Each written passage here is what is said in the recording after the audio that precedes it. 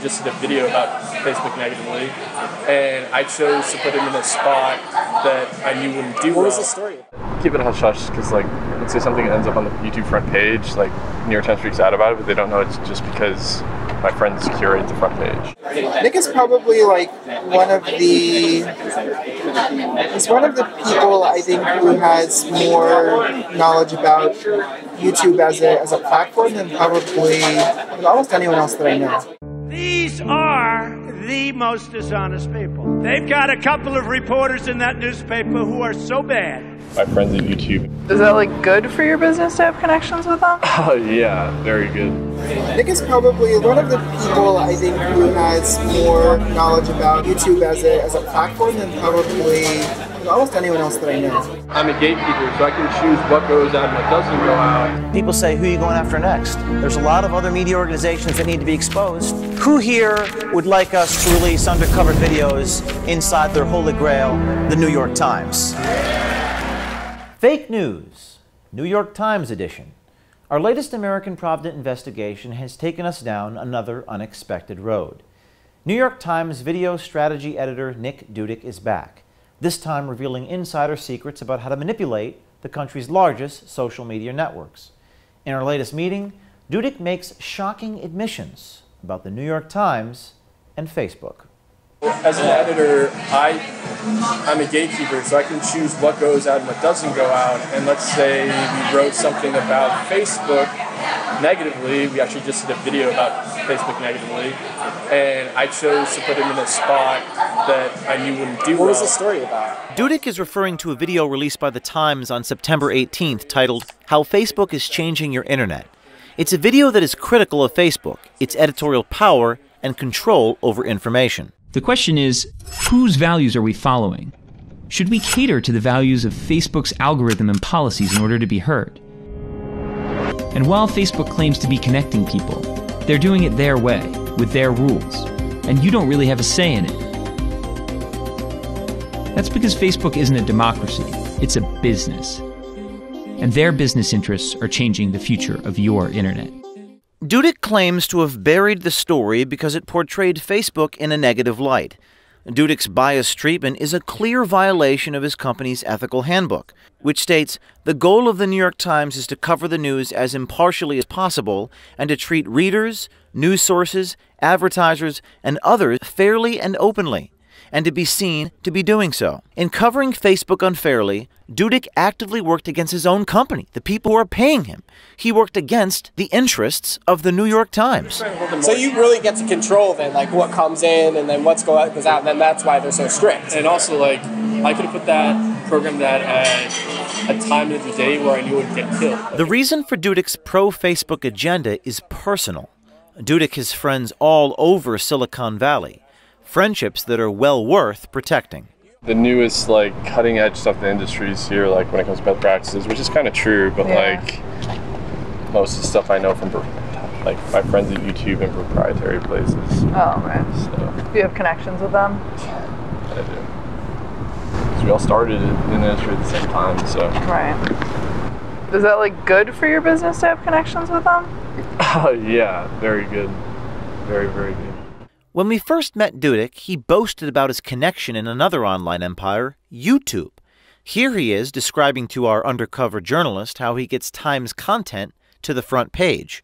But I mean, like, they're not conflicts of interest, is it? Not at all. Oh, okay. I was going to say, like, if that's the reason that you're keeping it hush-hush, that makes sense. No, keep it hush-hush, because, like, let's say something ends up on the YouTube front page, like, New York Times freaks out about it, but they don't know it's just because my friends curate the front page. Right. So it's like a little bit of mystery you need in any type of job to make it look like what you do is harder than what it is. YouTube claims to be an open video platform for the people. Their company mission statement emphasizes freedom of opportunity. We believe everyone should have a chance to be discovered, build a business, and succeed on their own terms, and that people, not gatekeepers, decide what's popular. Yet, according to Dudick, YouTube has gatekeepers. Gatekeepers that can and have given preferential treatment to the New York Times content. We were instantly intrigued, so we asked Dudick for names. How did you meet the people that do the YouTube stuff? What, to step on YouTube? Yeah, like the front page stuff. Ernest, I hired him at Fusion. Ernest Petty is in charge of brand and diversity curation at YouTube. I work on a team that does provide some human inputs into a lot of the machinery of YouTube. Okay, what does that mean? It means that like human input. So you don't let the algorithms necessarily control everything, or it just means that the algorithms do control everything, but sometimes you need humans to provide a guidance. Check or guidance. Yeah, exactly. To what goes? Yeah. Yeah, because if you don't, then you end up with horrible things. Yeah, hugely embarrassing things. What about the algorithms? Can you do something with that to say less of that? Realistically, that's what that news carousel kind of does. So it's above the search results. So at the very least, we can say that this shelf of videos from news partners is legitimate news because we know that these are legitimate news organizations. And if at that point somebody decides they're going to scroll past that and go find Alex Jones, well, they were looking for him to begin with anyways. Algorithms control YouTube, but according to Petty, his team has the power to shape those algorithms. For Nick Dudick and the New York Times, this connection is invaluable. Nick is probably one of the people I think who has more knowledge about YouTube as a platform than probably almost anyone else that I know. From what we've heard, Dudick has more than just knowledge of YouTube, he has access. We wondered, what exactly does a friendship with Petty buy the New York Times? There are things that exist in the product that are definitely optimized for news. We have a news channel page that features news stories from current events, or if you search for if there's a current event that's happening in the world and you search for it, then there's a shelf of news videos that are about that specific story. YouTube is the second most trafficked website in the world, behind only their parent company, Google. They may not write columns or attend press conferences, but YouTube's audience size makes them a power in the world of journalism. They decide which news sources are promoted to the public with what Petty calls the news carousel. We didn't have this news carousel on the search page a year ago, but now, last night, if you search for Hugh Hefner, there are the search results, but then there's also a carousel at the top of the page that's just news videos, and that's them thinking there's this need. People are searching for a topic that our systems know is a newsy topic. So let's give them videos that we know to be news because we know that we have these news partnerships. Dudick and the New York Times are one of those news partnerships. Petty seems to acknowledge that Times videos get preferential treatment, specifically in the case of the James Comey hearings. So, in his case, what he was telling me about was the Sessions hearings. I think it was Sessions, or was it Comey? But okay. I think I know what he's talking about. But why? What do you mean? So. Maybe you know what I know about him.